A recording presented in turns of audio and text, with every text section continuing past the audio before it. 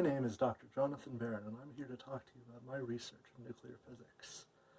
I study the nucleus of the atom, which is comprised of neutrons and protons. Around those neutrons and protons are electrons in orbit, like planets around the sun, and this forms the atom. Now, if you've studied chemistry in high school, you might know about how electrons form into shells. And the protons and neutrons inside the atom, inside the nucleus, actually are very similar. What I study, though, is nuclei in extreme conditions, weird nuclei with weird amounts of energy. Today I'll be talking about holmium-157. But before I get into that, a lot of people ask me, John, what's the application of your research? What's it going to lead to?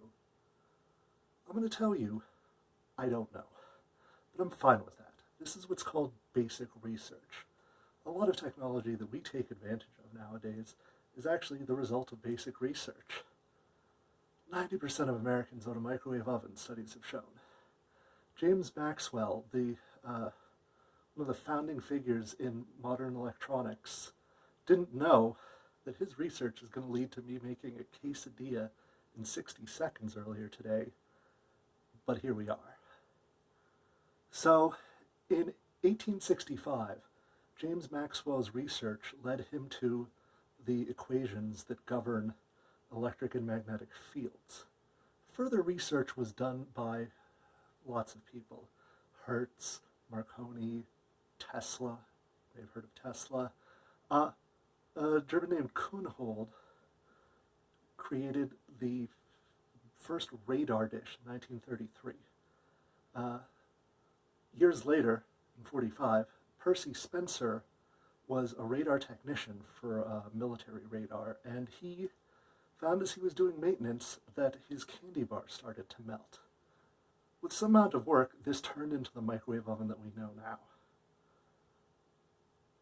A lot of people contributed to that microwave oven, like Marconi, for example. A friend of mine put it best: you've got to know how to harvest the wheat before you can make the bread.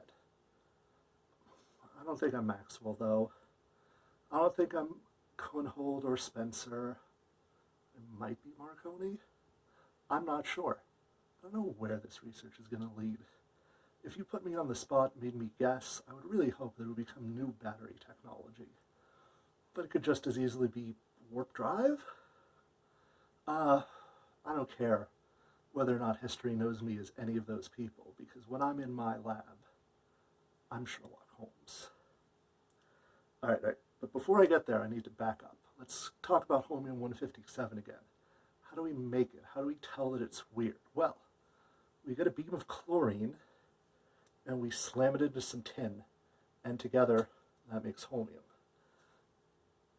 The chlorine has to be going really fast for this to happen, because, things don't just become new atoms every day. So we use a nuclear accelerator. Because we're already using a nuclear accelerator, we can put even more energy into the chlorine, which will make it even more energetic when it's made. So this is where the detective work starts to come in. We need evidence, we need traces. The reason why that holmium doesn't exist in nature is that eventually it's going to break down and no longer exist.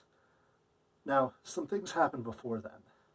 First, it spits out a bunch of neutrons, 4 in this example, and then we get to my favorite part, gamma rays. Doesn't have a lot to do with the Incredible Hulk, but actually, in the 2003 movie, they used a copy of Gammasphere as one of the props.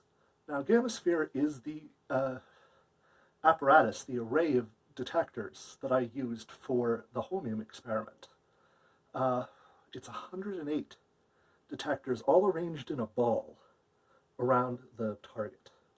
And so after the target spits out the neutrons, it'll spit out gamma rays, and we're going to catch those gamma rays. Here's where Sherlock Holmes comes in. This is an issue of forensics. An atom has died, and there's a blood splatter of gamma rays created as a result.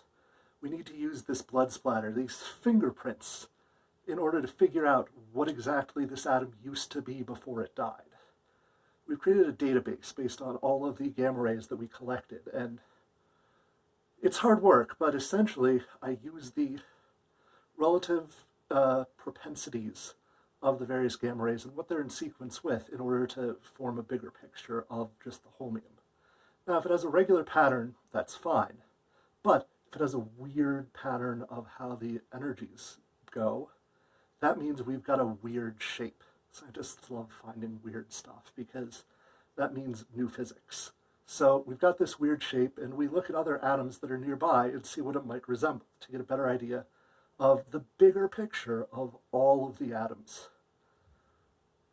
The end result is probably going to bore you. It's not going to impress you. The main finding, if I had to summarize it, is that holmium-157 is very similar to erbium-158. It's not identical, but it's similar. But the only difference between these two is a single proton. That means that it's the fact that there are 90 neutrons that makes it special. But that's not what I want you to leave here with. I want you to leave here with the fact that I do basic research, and basic research is helpful. I don't do the basic research because I think it's going to lead somewhere. No. I do it because there are cool devices and programs and a lot of hard detective work that I use in order to make everything work. Someday, perhaps, my work will be, like Marconi, a stepping stone towards the next microwave oven. Probably not.